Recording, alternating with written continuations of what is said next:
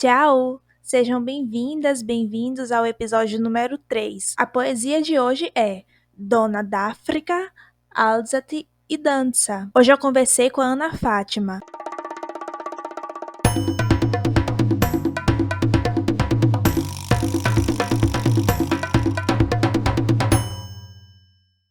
Quando vocês leram a poesia lá no nosso Instagram, o que vocês compreenderam, o que vocês sentiram?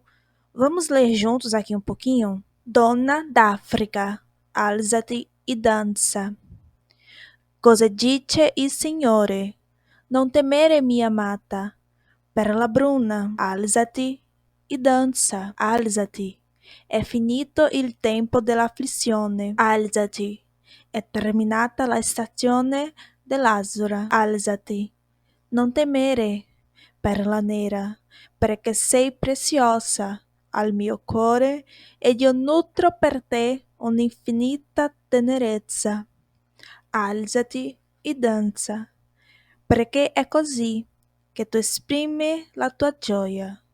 Danza, perché i tuoi campi biondeggiano e i tuoi popoli cantano insieme. Vamos ler a tradução? Mulher da África, levante-se e dança. Assim diz o Senhor, não tema, minha amada. Pérola marrom, levante-se e dance. Levante-se, o tempo da aflição acabou. Levante-se, a temporada de calor acabou. Levante-se, não tema, pérola marrom, porque é preciosa ao meu coração. E eu nutro por ti uma infinita ternura. Levante-se e dança, porque é assim que você expressa a sua alegria. Dança para que seus campos sejam dourados e seus povos cantam juntos.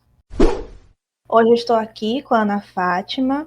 Ela tem graduação em Letras Vernáculas e tem um mestrado em Crítica Cultural pela UNEB e ela é doutoranda em Letras pela UNEB. Ela é educadora, escritora e a mãe de Akin e a Maqueba. Ela realiza estudos em literatura negro brasileira infantil. Enquanto autora de literatura, ela tem poemas e contos publicados nas antologias Cadernos Negros, desde o volume 37. Recebeu premiação e menção honrosa em concursos literários. Ela é organizadora e realizadora do projeto Omilolá, contação de histórias africanas e afro-brasileira em comunidades terreiras, Iborô Odé. Ana, quer contar um pouquinho pra gente? Você quer ler um pouco pra gente? Sim, boa noite, bom dia, boa tarde, porque pode ser para vários locais do mundo, né, esse podcast, então a gente tem que saudar em todos os momentos do dia. Estou agradecida por estar aqui, muitíssimo obrigada pelo convite. E falando um pouco, né, Milena, sobre a minha trajetória, eu fui uma criança negra da periferia de Salvador, e lá na década de 90, nasci no finalzinho da década de 80, mas curti toda aquela década de 90, como muitas das crianças negras daquela época. Peguei bastante transições políticas, inclusive a mudança de moeda, no Brasil, as crises sobre a questão da alimentação. E para minha mãe, que Dona Maria José sempre foi uma trabalhadora doméstica, priorizar a educação era algo básico, é até hoje. Então a minha mãe, ela fez de tudo para que eu estudasse numa escola que tivesse dentro das condições dela, financeira, e que tivesse um pouco mais de estrutura para exigir de mim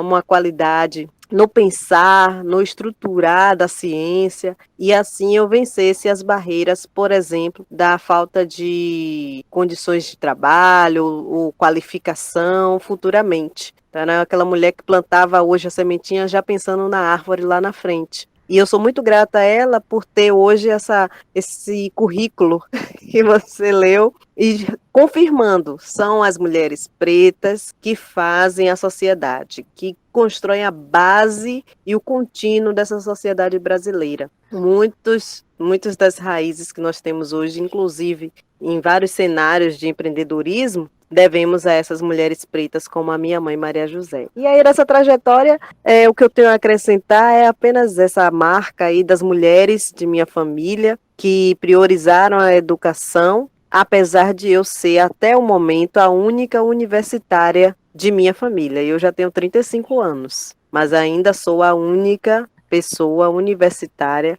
na minha família biológica. Então, eu acho que temos muito a dialogar, muito a conversar, muito em comum. Eu sou do final da década de 90, sou baiana também, mas eu sou do interior, sou lá de Candeias, é um pouquinho distante de Salvador, mas vivi em Salvador na minha infância e minha adolescência. Agora na faculdade eu acabo morando em Salvador. E eu acho que é algo em comum que nós temos é essa figura feminina na nossa família, na nossa infância, na nossa adolescência, na nossa vida inteira. E a importância da educação.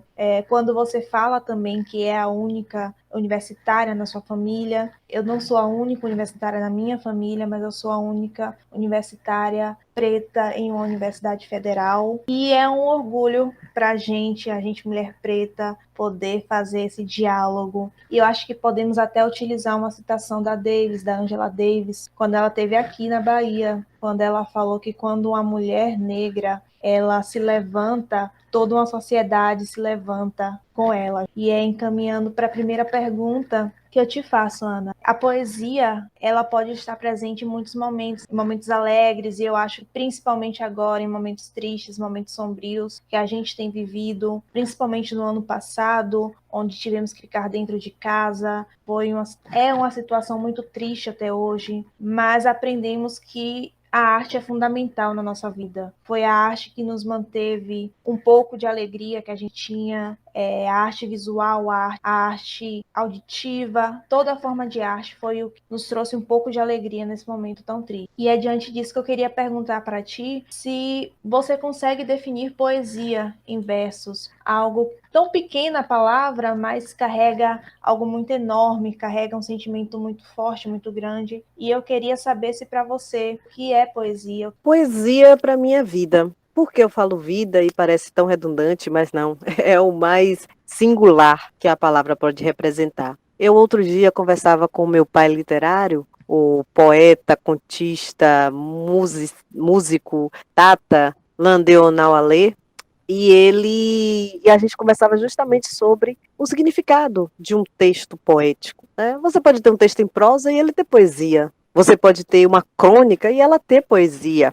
Até mesmo um romance. Ele às vezes tem poesia. O que é aquele romance Um Defeito de Cor de Ana Maria Gonçalves? Ele é repleto de poesia, de imagens, de metáforas, de significações que a gente vai, volta, ao mesmo tempo que a gente aprofunda, chega ao mais fundo daquela expressão, a gente também pode comer no raso dela, na superfície. Então a poesia, ela de fato representa tudo que a nossa vida pode expressar. Ela é esse movimento, essa ondulação. Eu posso ter uma pluralidade de significados, intenções num único verso. E isso faz eu entender que poesia, ela é aquilo que a gente deposita nela. É o axé, o sopro da nossa vida na palavra, na expressão, no verso, no texto complexo, enfim, poesia está em tudo. Eu acho que eu senti a poesia quando eu li um conto da Conceição Evaristo, o Maria. Ele está dentro de Olhos d'Água. Eu acho que foi o momento que eu senti a poesia na minha vida. Ele fica mais ou menos no meio do livro, e eu estava devorando o livro. São contos que você devora, é um livro pequeno, mas você vai devorando as palavras. Quando eu cheguei no conto Maria, eu lia, quando eu chegava na metade, meus olhos já estavam cheios de lágrimas. Se eu conseguir terminar de ler aquele conto, foi muito difícil. Eu consegui ler com as vistas embaçadas de lágrima. E foi aquele momento que eu percebi, poxa, a poesia pode estar presente em qualquer coisa e te faz sentir tanto sentimento que às vezes você nem imagina que carrega dentro de si. Questão de ancestralidade mesmo, coisas que você nem Sim. sabe que carrega contigo e que vem à tona quando você lê algo, quando você vê algo que te remete a essa lembrança. Então, é muito bom a poesia em todas as suas formas. Você me fez rememorar agora uma oficina, ou melhor, uma masterclass que eu fiz com a escritora, atriz, dramaturga Cristiane Sobral, onde ela fazia justamente uma condução para que nós entendêssemos o significado, né, do que é a poesia, a construção de um texto poético. E uma das estratégias dela era pensar nos 5 sentidos que nós temos. A visão, a audição, o paladar, o tato e o outro que agora eu já perdi, mas o ouvinte vai lembrar. E o sexto, o que é o sexto? É o sexto sentido, é a intuição, é aquilo que está em você, o seu ori fala, que é a cabeça, sua cabeça está ali falando com você não tem explicação. Mas se você ouvir, e se sua cabeça também estiver bem direcionada, né, bem alimentada, como a gente de axé fala, ali você pode ganhar fé, que vai sair coisa boa. Então, não é apenas só os 5 sentidos que está lá escrito no nosso livro, na ciência, e sim também o sexto sentido, que é essa intuição, é essa voz ancestral que fala com a gente cotidianamente. É muito importante quando você entende a ancestralidade, o que é ancestralidade, principalmente para nós, mulheres pretas, que é muito forte essa ancestralidade. E quando você fala de intuição, eu queria lembrar o ouvinte que você tem livros disponíveis, você tem 4 livros disponíveis para compra, na plataforma Mercado Black. E o seu último lançamento foi o Tranças de Minha Mãe, onde a narrativa poética do protagonista Kim nos leva a carinhar o ambiente e pessoas que nos alimentam de amor, positividade e criatividade, a partir dos símbolos apontados pela relação do menino e sua mãe Najuma. Contemplamos a africanidade do nosso dia a dia e as identidades que promovemos. E aí eu queria saber de você, quando é que você descobriu que você escrevia, quando você descobriu que era para o público juvenil, infanto-juvenil, que você queria escrever, que você queria voltar aos seus estudos. Você poderia nos contar um pouquinho essa sua trajetória acadêmica como escritora, como mãe, até se você quiser nos contar um pouco? Sim, eu adoro falar, né, dessa trajetória, principalmente começando pelo livro As Tranças de Minha Mãe, porque é quando eu realmente me descubro autora de infantil, né, de literatura infantil ou literatura para as crianças. Eu comecei a escrever versinhos, poemas, com 8 anos de idade, porque eu aprendi a ler com 5, e aí a família fazia toda aquela festa, né? Eu já era leitora, nossa, tão pequena e já lia tão bem. Eu lembro até hoje do dia da minha alfabetização, onde eu fui uma das leitoras, né? Tinha que fazer um juramento e eu fui escolhida para fazer esse juramento. E minha mãe toda orgulhosa, você que leu melhor. E isso é muito importante, porque eu falo isso, porque eu lembro disso. Eu tinha 5 anos, gente, mas eu lembro, isso está registrado na minha mente, porque aquilo me tocou de uma forma tão afetiva, tão legal, amorosa, que ali eu me vi potente. Eu me vi de fato uma leitora, e isso tinha uma importância muito grande, não só para mim, para minha família, para os que estavam ao meu redor. Então, com 8 anos, eu já fazia poemas. Eu lia alguns livros de poemas, bem simples, não me lembro agora autores específicos, mas eu lia, e eu fazia os meus poeminhas. Eu já sabia com 8 anos a estrutura de um poema, a estrutura gramatical, estou dizendo, né? E com 10, eu fui elogiada pela minha professora da 4ª série, na época se falava série, ela leu uma das historinhas de uma atividade que ela passou, e eu fiz as historinhas, assim como os meus colegas, mas na minha, particularmente, ela chegou e falou que estava muito bem escrito e que já me via uma escritora e que ela queria ler meus livros. Essa frase não me sai da memória, eu tinha 10 anos e era justamente 16 de outubro, a data de 1996. Eu gravei aquilo que a professora Joseane disse e levei a sério. Dali eu saí escritora de fato, porque eu comecei a fazer as historinhas todo ano.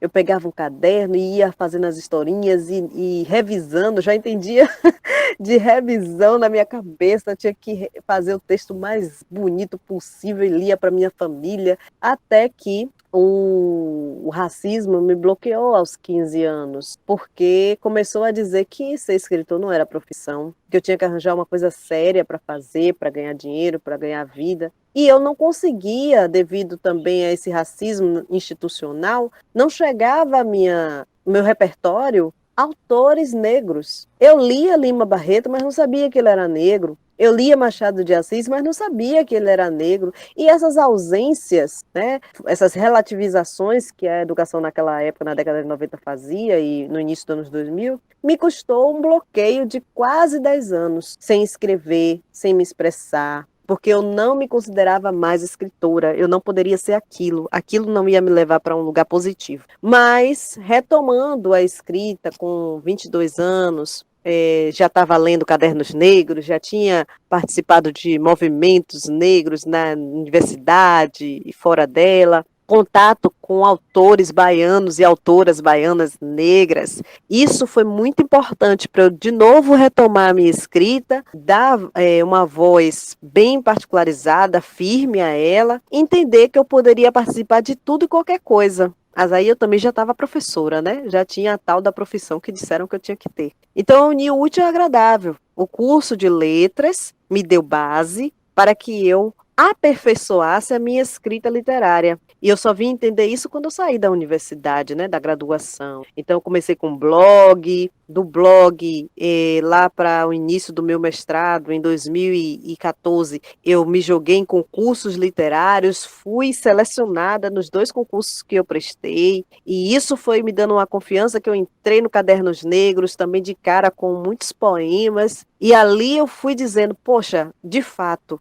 eu sou escritora. Aquela voz lá atrás, aos 10 anos da minha professora, não foi em vão, não foi só para encher minha bola. Ela, de fato, tinha visão e enxergou uma escritora à sua frente, uma escritora negra. E cá eu estou. Aí eu tive meu filho em 2015 e eu era transbordando só amor, aquela beleza, aquela coisa perfeita que é a criança que você gera, né? Uma mistura de tantos afetos seu, do seu companheiro, da sua família, tá ali na sua frente. Então eu resolvi escrever um livro onde ele se enxergasse positivo, onde essa criança também sentisse orgulho dos símbolos de sua ancestralidade africana, que não está lá presa em África, pelo contrário, ela vem ao longo da história só tomando corpo e até hoje no seu cotidiano, ela está presente, está fomentando novas perspectivas, confirmando as anteriores dos nossos mais velhos. Então, eu queria um livro que traduzisse isso. Como eu era muito de escrever em versos, o primeiro livro, que é As Tranças de Minha Mãe, publicado em 2018 pela editora Uirapuru, ele foi todo em versos. Então são pequenas estrofes em cada página, onde eu vou ler aqui um trechinho, para vocês sentirem a dimensão desse amor que eu queria que o meu filho aqui, quando nascesse, tivesse a compreensão e crescesse confirmando isso dentro dele. Dentre lençóis, travesseiros e abraços de algodão doce, mergulhei nos laços negros de uma rainha que acariciava minha face com seu sorriso largo, cheirando a amor. Essa rainha era minha mãe. Ela se chamava Najuma. Em seu colo, eu rabiscava dias de sol com aroma de terra molhada, só para sentir o calor de seu carinho. E por aí eu vou contando, vou trazendo os orixás com a natureza para a gente entender que eles não são demoníacos, eles compõem o nosso cotidiano, o nosso dia a dia, as coisas que nos rodeiam. Então apresento o Iwa e o Xumaré com um arco-íris. Esse mesmo arco-íris, ele está transbordando não só cores lindas que fazem a ponte atravessando a nossa cidade, mas também trazendo sonhos, desejos. Que criança não gosta de um arco-íris e de desenhar um arco-íris? Então eu vou trazendo essas coisas, esses símbolos no livro, misturado com o amor pelo turbante, pelas tranças dessa mãe, que também estão cheirosas, que também são macias, que são firmes, como as nossas raízes africanas. Traz o búzio, traz um menino que sabe o significado do nome dele, Akin, enquanto um guerreiro. É um nome de origem urubá. Isso está no livro, que é justamente para não só encorajar, trazer essa autoestima elevada das crianças pretas, um protagonismo de um menino negro, que também é algo que a gente tem feito uma corrente grande para acontecer na literatura, não é só menina preta, tem menino preto protagonista também, e aprofundando esse conhecimento dessas partículas da língua, da cultura, da filosofia, para não ficar no imaginário achando que a África é algo distante, ou que é algo satanístico, ruim, negativo, pelo contrário. Então, eu nasci escritora de literatura infantil lá atrás, com os 10 anos, mas aperfeiçoei e confirmei após o nascimento do meu filho, o Maurício Aquim, com o livro As Tranças de Minha Mãe, que agora acabou de sair, como você mesma disse, numa versão mais atualizada, com QR Code para a língua inglesa, com textos de outros educadores, porque eu sou educadora, né? Então traz textos do Márcio Villa-Flor, que é um formador de professores, falando sobre a importância desse livro estar no nosso cotidiano escolar e nas famílias. Traz um pós-fácil da escritora e também educadora Ildália Fernandes, apontando o que é que esse livro traz enquanto emaranhado de outros afetos. É uma literatura de afeto ancestral.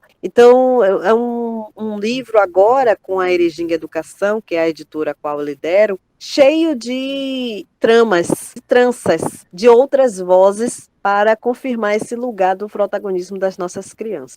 E eu acho bom lembrar, quando você fala a gente tem que lembrar que a África não está distante, a gente tem que lembrar que a gente tem uma pequena África no Brasil. Salvador é a cidade mais negra fora da África. Nós somos a capital mais negra do Brasil. E quando eu falei, aliás, no começo que a gente teria muita coisa em comum, eu achei outra coisa em comum quando você fala desse bloqueio que a gente tem pelo racismo. Eu lembro de uma vez que uma professora de língua portuguesa passou uma atividade onde cada estudante, cada aluna, cada aluno, ela colocou uma figura diferente para cada um e teria que cada um escrever uma historinha daquela imagem. Ela determinou o número mínimo de linhas, não determinou o número máximo. Eu lembro que eu tinha uns 6 ou 7 anos, alguma coisa assim. E quando eu cheguei em casa, peguei minha imagem, comecei a escrever. Eu já estava na segunda página. E minha mãe, não, peraí, sua professora não vai aguentar ler isso tudo. Eu te dou outro caderno, você escreve aqui, mas a sua atividade você finaliza aqui e entrega a sua professora. Eu entreguei a professora e continuei escrevendo a historinha naquele caderno. Mas realmente, na minha idade, na minha infância, na minha adolescência, eu não tive acesso a nenhuma literatura negra. E quando eu encontrava algum escritor negro, tinha um embranquecimento, como você mesma falou, do Machado de Assis.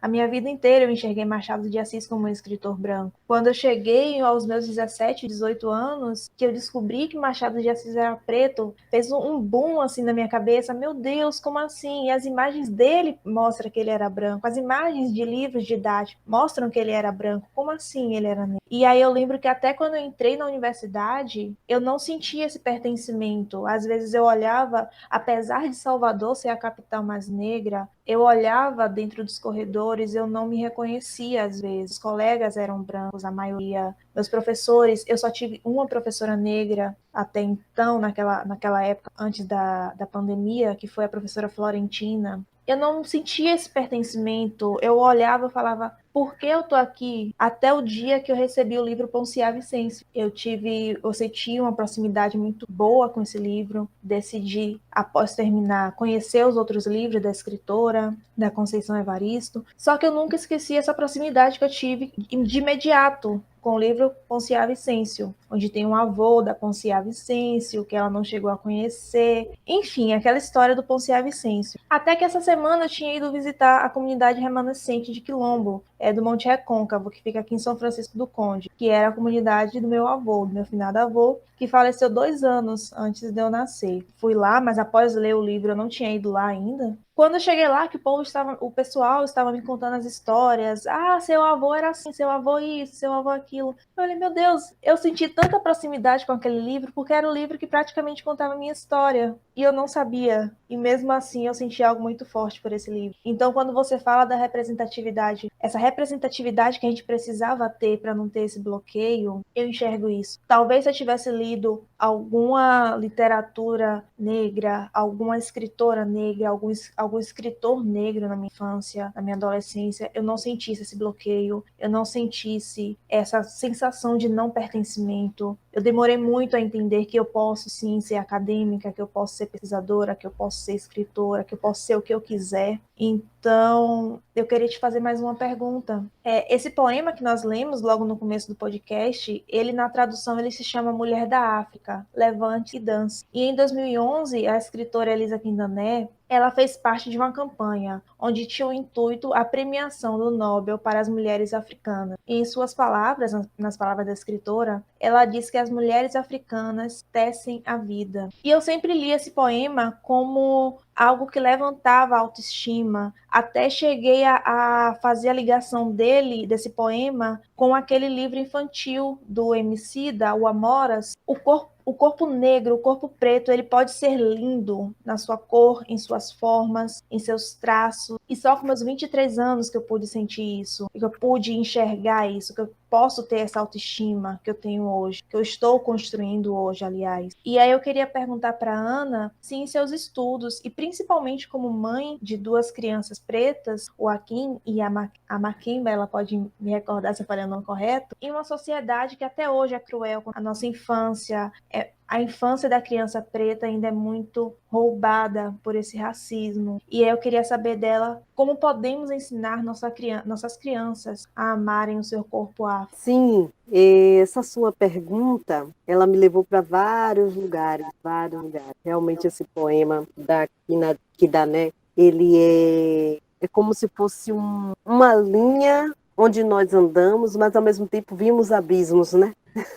Nós conseguimos enxergar os abismos dessa questão que nos rodeia. Não tem como hoje a gente tratar sobre as nossas reescritas, nossas vidas, nossos contínuos, sem entender que existiram e existem obstáculos propositadamente colocados para que nós, enquanto povo preto, não possamos ascender, não possamos dar continuidade ao legado dos nossos mais velhos. E a literatura tem sido para mim essa arma, essa adaga, para justamente combater esses obstáculos, combater quem põe esses obstáculos e erguer quem está vindo comigo. Junto, não é eu super-herói, ou melhor, heroína. É eu parceira, eu irmã, eu ali na luta junto com essas outras pessoas que são meu povo. E as crianças eu enxergo como estas que estão sendo afetadas. Eu fui uma criança que sofri racismo. Você, Milena, eu vejo que também foi uma criança que sofreu com racismo, sendo ele direto ou indireto.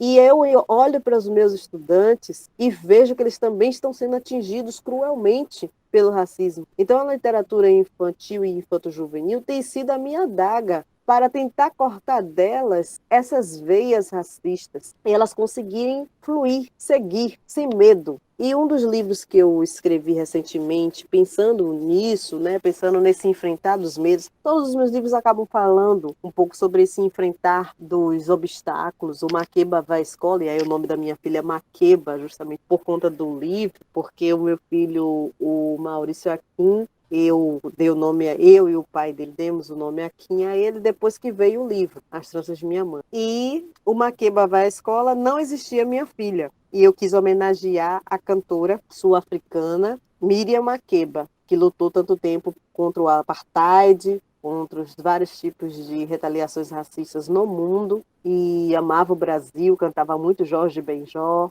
e a Miriam Makeba foi minha referência desde a adolescência. Eu coloquei em homenagem a ela o nome da personagem do livro, Makeba vai à escola, que é essa menina de 3 anos que está feliz em sua casa, aprendendo tudo, o letramento formal, o letramento do cotidiano, social, né? As histórias, cirandas com a sua vovó Cici, que é outra homenagem que eu faço a Ebome Cici aqui da Bahia, que é uma ótima contadora de história, perfeita. A esse pai que é advogado, um homem negro advogado, que cuida da filha. Então eu trago esses vários símbolos, mas trago também aquela menina que não quer ir para a escola porque ela entendeu que a escola é um símbolo de repulsa, que pode não gostar dela do jeito que ela é. E, de fato, muitas crianças, quando chegam na escola, elas encontram essa repulsa. Elas encontram educadoras que não entendem a sua particularidade, seus afetos familiares, os seus ensinamentos que elas trazem de casa e dizem que está errado, que aquilo que ela faz é errado,